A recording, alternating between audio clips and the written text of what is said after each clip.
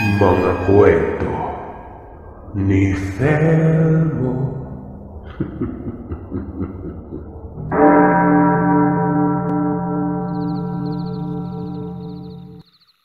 Mapagpalang araw po sa lahat ng nakikinig. Itago niyo na lamang ako sa pangalang Leo. Dito ako naninirahan sa Sibutad, sa Zamboanga del Norte.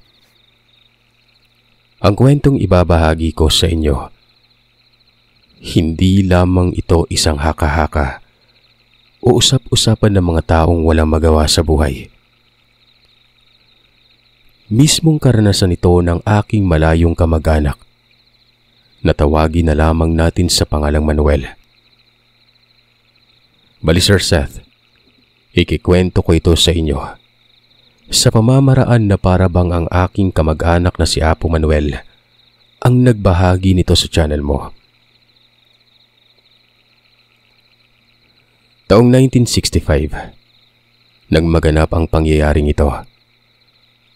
Alam kong may iilan sa inyo ang hindi maniniwala, pero hindi ko kayo pinipilit kung sakali mang ayaw niyong paniwalaan. Ang akin lang, may bahagi ko sa channel ni Sir Seth ang iilan sa mga pangyayaring naganap sa buhay ko. May dugong halimaw ang pamilya ko. Isa ako sa pangkat ng sinaunang tribo na nagtataglay ng kakaibang lakas at kayang mag-ibang anyo nun. Kaya ko maging isang malaking pusa, aso o kaya naman ay baboy. Lalong-lalo na kapag sumapit ang kabilugan ng buwan. Kung kailan, yun ang panahon ng tagutom ng mga katulad namin. Nakuha ko ito sa aking mga ninunong nagmula pa sa tribo ng mga baluga. Nang mga panahong ito, kadalasan ay hilaw na karne lamang ng hayop ang kinakain mula sa mga nahuhuli galing sa kagubatan. Sariwang dugo at laman loob ng hayop ang siyang palaging nakahain sa pagkainan. At yun ang aming nakagisna ng aking mga kapatid, kung kaya't ito na ang hinahanap-hanap ng aming panlasa. Maging ang dugong babaylan ay nasa pasalin-salin na rin sa aming lahi nun. Gawa ng iilan sa mga kamag-anak ko. Nakapag-asawan ng mga babaylan. Gaya na lamang ng aking ina. Isa siyang babaylan pero ang aking ama, isang baluga. Dahil nga sa ganong sistema kung kaya't hindi naging halata sa akin na isa akong baluga dahil may halo na ang aming angkang maitim nga ako pero matangkad at matipuno naman. Hindi rin kulot ang aking mga buhok. Nakapag-aral din ako kahit papano. Dahil ang nais ng aking ina noon ay maiba naman ang landas ng buhay naming magkakapatid. Kaya't pinagsikapan talaga nila ni ama na makapag-aral kaming magkakapatid. Pero ganun pa man, ay hindi maalis ang kasumpa-sumpang bumabalot sa aking pagkatao na nanggaling sa aking mga ninuno. Hanggang sa nakilala ko ang dalagang si Daniela, na sa unang kita ko pa lamang sa kanya nung unang taon ko sa kolehiyo. Humanga na ako kaagad. At sa hindi mawaring dahilan ay para bang may kung anong meron sa dalaga, kung kaya't hindi siya mawala-wala sa isipan ko. Pakiramdam ko, nahulog ng loob ko sa dalagang yon. Hindi lang bastang nahulog, Sir Seth. Yung tipong, alam mong mahal mo na. Dahil nga sa bugso ng aking damdamin ay napagpasyan ko ang isang bagay. Yun ay ang lihim ko siyang pinagmamasdan at sinusubaybayan mula sa hindi kalayuan. Hanggang sa makakuha ko ng isang pagkakataon. Nangyari ito nung tatlong nagtatangkarang mga kalalakihan ang humarang sa daraanan ng dalaga. Sakto pang nasa liblib na daan yon at walang kabahayan kaya't ganun na lamang kayabang kung makangisi ang tatlong lalaking animoy may binabalak na hindi maganda sa dalaga. Kita ko ang pagkatakot sa kanyang mukha sa mga kalalakihang nakaharang sa kanya. Kaya hindi na ako nag-aksaya pa ng mga oras na yon.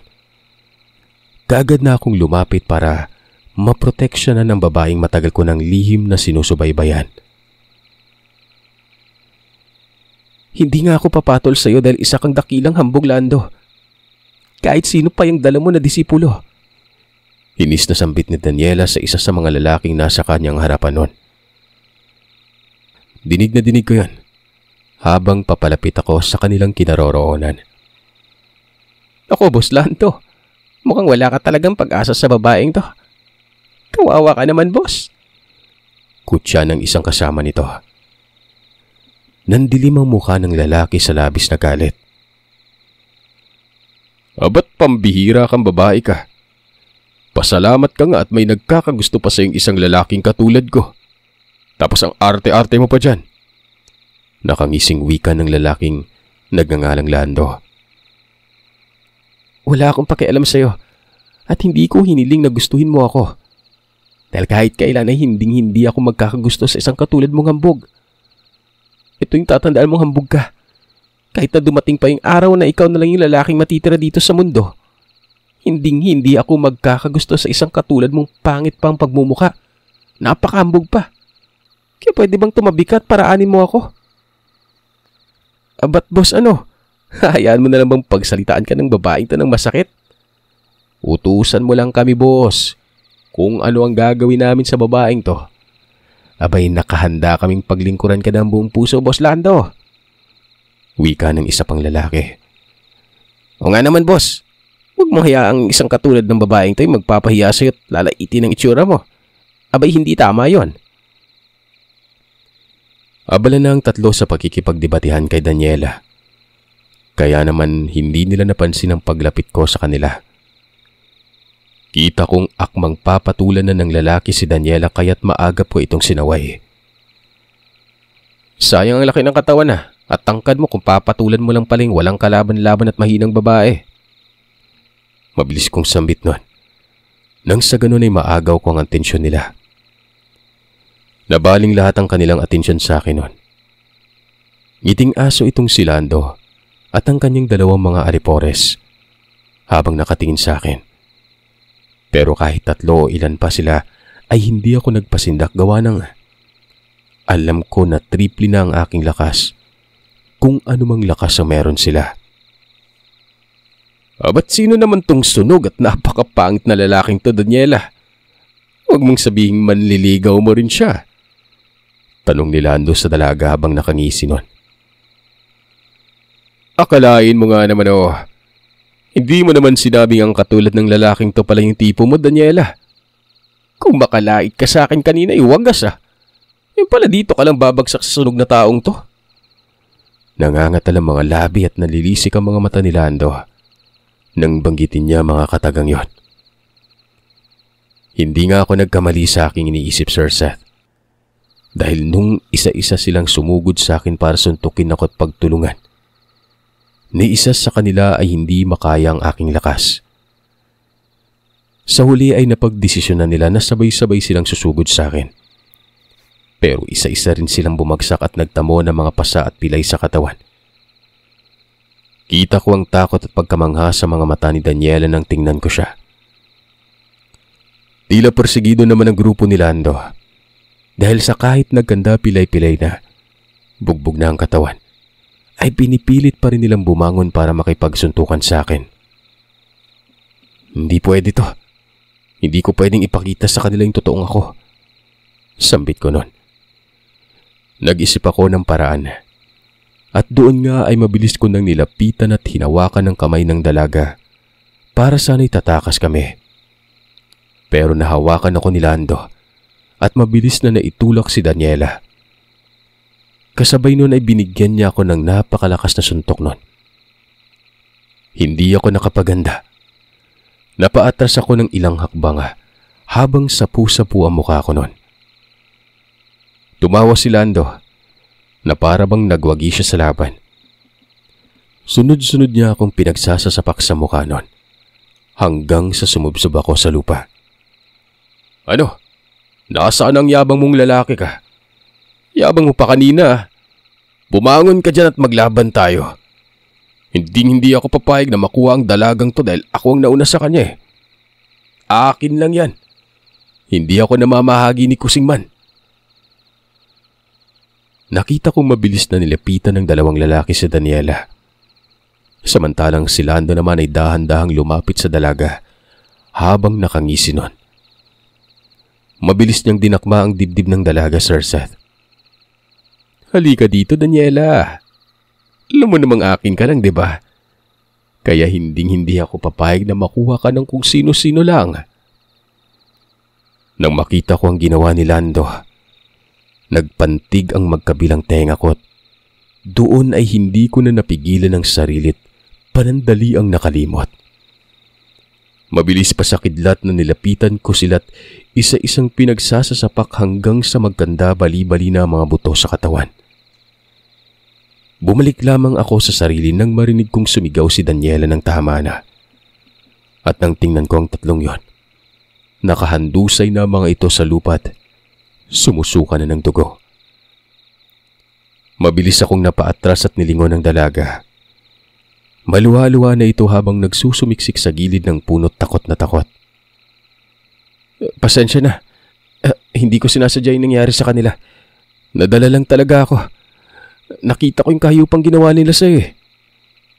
Paghingi ko ng paumanhin sa dalaga nun at dahan-dahan ko siyang nilapitan. Huwag ka matakot sa akin. Hindi kita sasaktan. Hindi ako masamang tao gaya nila. Nakita ko sa mga mata niya yung nag-aalangan siyang tumugon sa sinabi ko.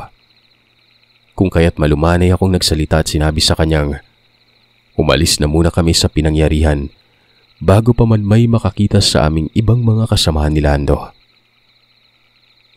Nang iabot ko ang kamay ko ay marahan naman niya yung tinanggap. Magkahawak kamay kami na umalis na nga kami sa pinangyarihan. Nung medyo makalayo na kami ay kaagad nang bumitaw ang dalaga sa pagkakahawak sa kamay ko. Pakiusap, hayaan mo muna ang sarili ko na magpakilala sa'yo. Sabi ko nang huminto kami. Nagtanong ito kung sino ako at bakit ko siya tinulungan. Baka daw katulad din ako ng hambog na si Lando at may masamang balak. Sinabi ko sa kanyang hindi ako mayaman. Yung isang simpleng mamamayan lang ako. Biniro ko pa nga siyang hindi balata sa balat kung hindi ako mayaman nun. Napansin kong ngumiti sandali ang dalaga.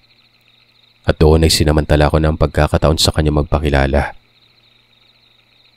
Ako nga pala si Manuel. Pwede ba kita maging kaibigan, Daniela? Malumanay kong tanong nun. Tumango ito at kumiti. Pero may pagtatakang tinanong niya kung paano ko umano nalaman ang pangalan niya. Saglit akong natigilan nun at hindi makapagsalita. Matapos itanong sa akin ng dalaga kung paano ko nalaman ang pangalan niya mabuti na lamang at mabilis akong nakapag-isip kaya naman agaran kong sinabi sa dalagang narinig ko siyang tinawag na Daniela ni Lando. Kaya nalaman ko ang pangalan niya nun. Hindi nga ako nagkamali sa iniisip ko, Sir Seth, na tama ang pagkakataong yon para makilala ako ng dalaga. Kahit na nabugbog ako ng panandalian ng grupo ni Lando. Ayos lang. Kapalit naman nun ay labis-labis na kasiyahan ang nararamdaman ko. At dahil nga sa nangyaring yon, ay mas lalo pang lumalim ang pagtitinginan at ugnayan naming dalawa ni Daniela. Hindi na ako nagpaligoy-ligoy pat naglakas na ako ng loob na ligawan siya. Hanggang sa hindi kalaunan, ay tuluyan ko nang nakuha ang loob niya at napasagot ko rin nun. Tanggap niya ang bilang ako at ang pamilya ko sa uri ng mga tribo. Pero lingid sa kanyang kaalaman ng pagiging aswang ko at ng aking angkan nun. Minsan pa nga ay napag-usapan ng aking pamilya at napagsabihan akong layuan ko sa Daniela. Dahil darating at darating ang panahon na malalaman ni Daniela ang tungkol sa lihim ng aming pamilya. Ano na lamang raw ang gagawin ko kapag dumating ang araw na yon? Mang, Pang, hindi po pwede. Mahal ko po si Daniela. Hindi ko kayang layuan siya. Pangako gagawa ako ng paraan para hindi siya mabigla. Oras na malaman niya yung tungkol sa lihim natin. Manuel, kapakanan ng lahi natin ang nakasalalay dito, ha? Ano na lamang ang sasabihin ng kasintahan mo kapag nalaman niya ang totoo? Hindi naman sa pinanghihimasukan namin ang relasyon ninyong dalawang anak. Ang akin lang timbang-timbangin mo kung ano talaga ang nararapat at makabubuti. Pang, pasensya na po kayo, pero hindi ko po mapagbibigyan ang gusto ninyo ni Mamang. Dahil sa pinanindigan ko ang pag-iibigan naming dalawa ni Daniela, kaya naman wala nang nagawa pa mga magulang ko, kundi hayaan na lamang kami. Pero batid kong labag sa kanilang kalooban ang ginawa kong pagsuway sa gusto nila. Ilang beses ko rin siyang dinala sa aming munting tahanan. Pero hindi man lamang ito pinakitaan ng maayos na pakikitungo ng aking mga magulang, maging ng aking mga kapatid. Baka raw kasi sa bandang huli, iwan lamang ako nito at yun na nga, kapag nalaman ni Daniela ang totoo ay magkandaleche-leche na. Daniela, pasensya ka na sa mga pinapakitang hindi maganda ng pamilya ko Alam mo kasi, hindi ko na natapos pang sasabihin nang sumabat si Daniela at nagwikang. Alam niya at nararamdaman niyang natatakot lamang ang pamilya kong masaktan ako sa bandang huli. Dahil sa malayong-malayo ang katayuan namin sa buhay. Lalong-lalo na umano pagdating sa balat. Sinabi niya pang hindi naman na raw siya manhid para hindi yun maramdaman pero huwag umano ako mag-alala. Dahil hindi siya susuko hanggat hindi niya makukuha ang loob ng pamilya ko. Ganun niya umano ako kamahal. Natatakot man, ay pilit ko na lamang ikinubli yon. Isang hapon, pag-uwi ko sa bahay namin ay nadatnan ko ang tiyuhin kong si Tiyo Puloy. Nakangisi itong tinanong ako kung nasaan na raw ang kasintahan ko noon. Hinatid ko na po sa paanan ng baryo nila, Tiyong. Mukhang masarap gawing pagkain ng kasintahan mong yung Manuel O kaya naman bakit hindi ka magdala ng mga kaidaran mong taga-ibang lugar dito sa purok natin? Para naman may hahanda tayo pagsapit ng kabilugan ng buwan. Mga ilang araw na lang yun Nakangising suisyon ng tiyuhin ko. Nanginginig ang mga kamay at nagtatagi sa mga ngipin kong tinitingnan ng tiyuhin ko at sinabihan siyang wag na wag niyang pagkakainteresan ng babae mahal ko. Kundi, magkakasubukan kami. Nalilisik na namumulang mga mata namang mabilis na dinakma ni Tiyo Puloy ang kwelyo ko at nagwika ng, Ba't tumatapang ka na ngayon Sabihin mo nga sa akin, saan ka humuhugot ng tapang mo pamangkin Baka gusto mong, Puloy, bitawan mo yung anak ko at umalis ka na rito sa pamamahay ko. Ayoko ng gulo. Kaya kung maaari lang sana'y pakiusap umalis ka na.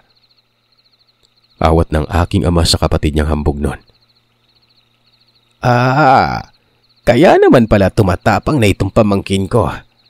Dahil sa tumatapang na rin yung ama niyang mababang uri.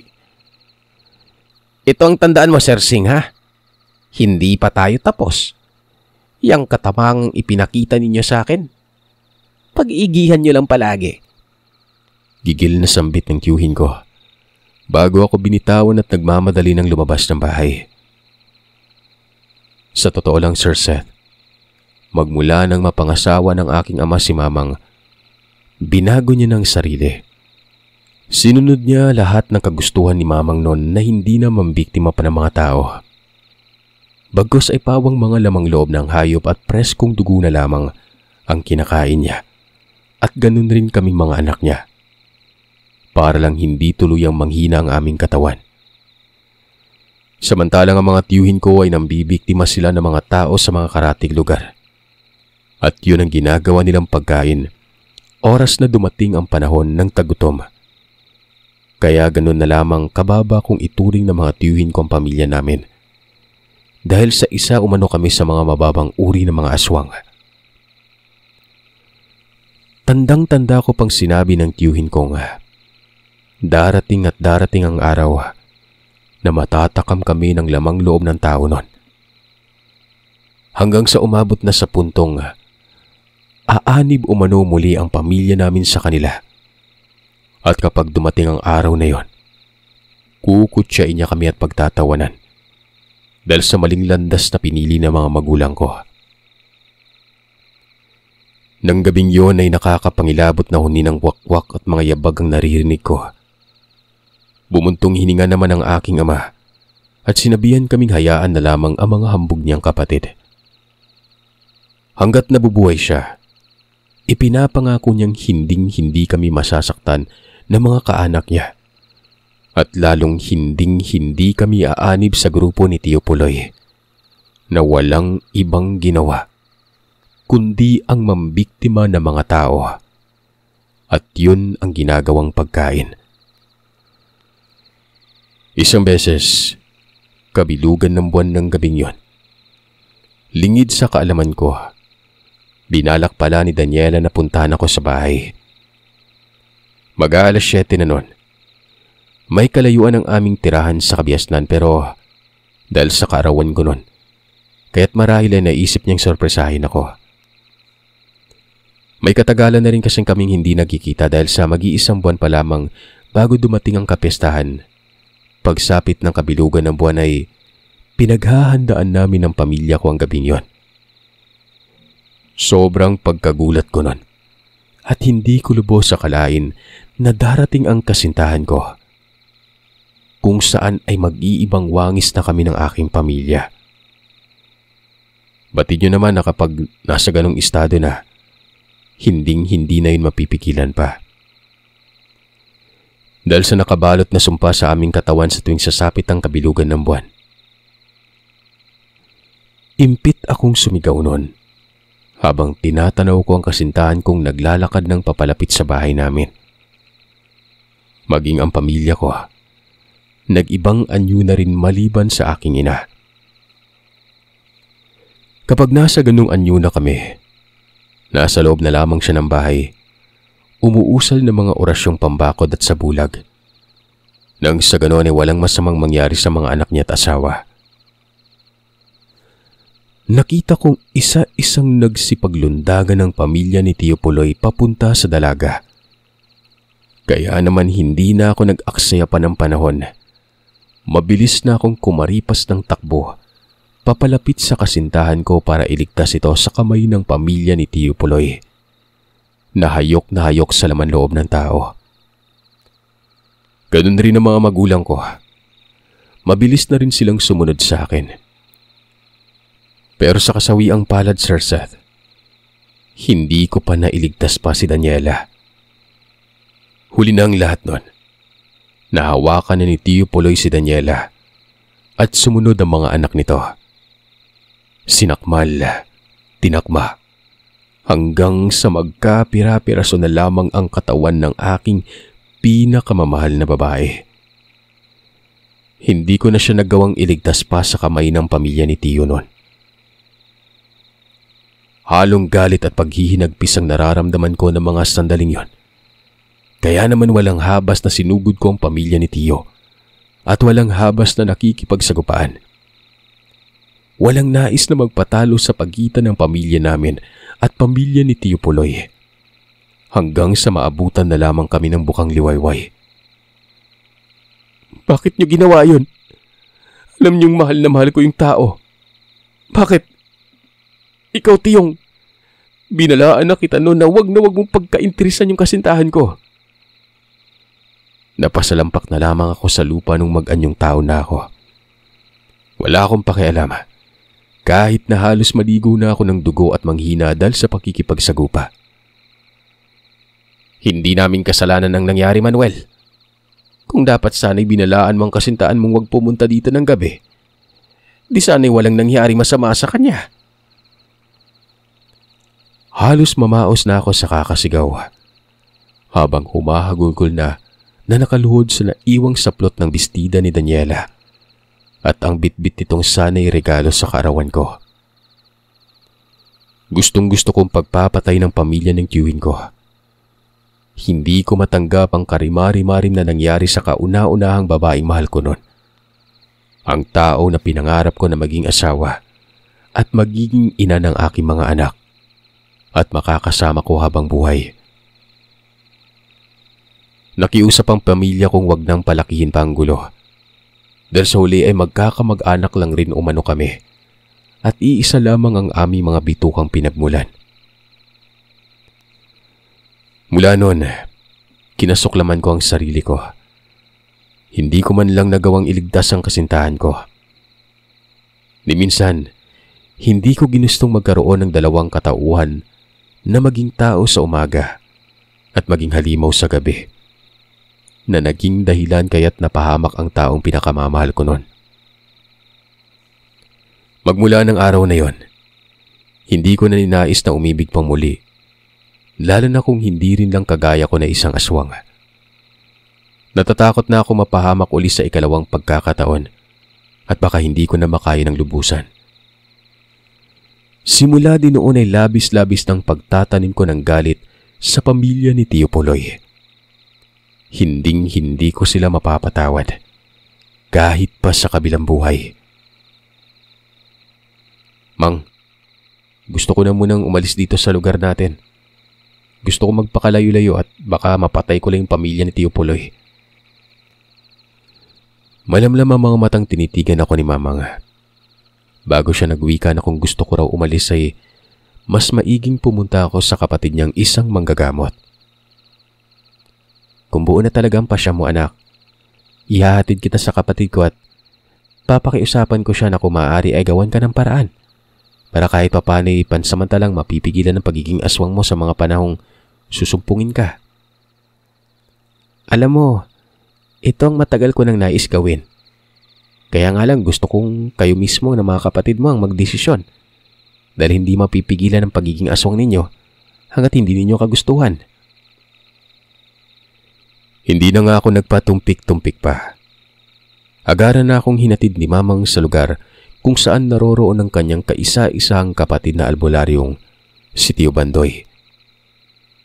Sa paglipas ng mga buwang pananatili ko sa baryo kung saan naninirahan si Tio, hindi ko lubos akalain na ang kinatatakutan kong bagay ay muli na namang mangyayari nun. Muling tumibok ang puso ko at kahit ano pa ang gawin ko, pinaglalapit pa rin kami ng nasa itaas. Isang gabi noon nang masagip ko siya. 8:00 na ata yun ng gabi. Sobrang dilim at walang buwan. Wala ring masyadong ilaw sa mga poste nung araw. Piling-pili lang. Malakas na iyak at magmamakaawa ang aking naririnig mula sa dalaga. At nung makita kong ang akmang pupunitin ng damit ng dalaga, nung lalaking nagnanais kumahasa rito, mabilis na akong kumilos nun. Hinablot ko yung lalaking mangyakis at walang pakundangang inihampas sa lupa't kalaunan ay inihagis nun. Naghihiyaw sa labis na sakit nang tumama ang likod nito sa may kalakihang bato. Nabalian yon, kaya hindi na ito nakapanlaban pa. Nang lapitan ko ang dalaga, mabilis ko na siyang tinanong kung ayos lamang ba ito. Kitang-kita ko ang pangangatog ng katawan niya at hindi magkanda o gaga sa pagsagot. Hindi ko napaghandaan ang mga sumunod na nangyari. Bigla na lamang akong niyakap ng dalaga. Nagsusumiksik sa dibdib ko na para bang paslit na nagpapakampi. Naalala ko noong unang makita ko si Daniela. Ganon na ganon ang nararamdaman ko nang yakapin ako ng dalagang yon. Maya-maya pa, medyo huminahon na ang dalaga at napag-alaman kong Kunching ang pangalan nito. Isa siyang guro na nakadistino malapit sa baryo kung saan kami naninirahan ni Tio Bandoy. Nung makita ko ng malinawan na mukha ng dalaga, kinabahan na naman ako. May pagkahawig ang kanyang mukha sa dati kong kasintahang si Daniela. Malabong magkamag-anak sila. Magkaiba naman yung apelyido nila at lugar na tinitiran eh. Wika ko pa sa isipan nun. Matapos kong maihatid sa ligtas na lugar ang dalaga ay umuwi na rin ako sa bahay. Dahil sa nararamdaman kong yon, ay pinilit kong wag nang muling magtagpo ang landas naming dalawa ng dalaga. Sa halip, itinuon ko na lamang ang sarili sa pagtulong kay Tio Bandoy na mag-asikaso ng mga taong may sakit. Napipigilan ko na rin naman ang pagiging aswang ko kapag hindi pa kabilugan ng buwan. dahil sa mutyang ibinaon ng tiyuhin ko sa katawan. Kung kaya't kaya ko nang humawak ng mga bagay na panlaban sa aswang nun. Hinga lang, panahon na talagang nagpasya. Dahil sa may mga araw na sa hindi sinasadya ay nagtatagpo ang landas naming dalawa ni Kunching. Kahit na anong layo ko sa kanya ay siya na itong lumalapit sa akin at pilit na nakikipagkaibigan. Dahil sa medyo naging marupok na rin ako ng mga sandaling yon, kung kaya tuluyan na nga akong bumigay. Hanggang sa naging magkaibigan na kami ni Kunching at hindi kalaunan, nahulog ang loob ko sa kanya. Isang gabi, kabilugan ng buwan, hindi ko na naman napigilan ang sarili ko nang sumpungin ako sa pagiging aswang. Nagkataon pang wala si Tio Bandoy ng gabing yon, dahil nasa karatig siya at may ginagamot na paslit. Nung sinumpong na nga ako ay mabilis na akong pumasok sa kagubatan para sana'y doon maganap ng hayop na makakapagbusog ng kumakalam kong sikmura. Nang makapasok ako at nakapaghanap na ng mga ligaw na hayop, walang habas ko yung pinaglalantakan. Nang maibsan ang pagkagutom ko ay nagmamadali na akong bumalik sa bahay noon. Pero laking gulat ko, Sir Seth, nang makita ko sa pintuan ng bahay si Kunching nakausap si Tio Bandoy. Nang makita nila ako ay mabilis na hinawakan ni Tio Bandoy si Kunching at sinabihang huwag itong umalis. Naistatwa naman ng dalaga at hindi maalis-alis ang tingin sa akin nun. Sa mga nasaksihan niya ay hindi ako makatingin ng diretsyo at halo-halo ng nararamdaman ko. Diyos me, sinasabi ko na nga ba? Sige na, pumunta ka na sa banyo at maligo para makapagpalit. Tingnan mo nga yung itsura mo. Halos ipinangligo mo na yung dugo ng hayop na kinain mo. Wika ni Tio Bandoy at binigyan ako ng tuwalya. Mabilis pa sa 4:00 tinungo ko ang banyo at doon nga ay halos ubusin ko ang laman ng lalagyanan namin ng tubig. Wala akong mukhang mahiharap sa dalaga nun.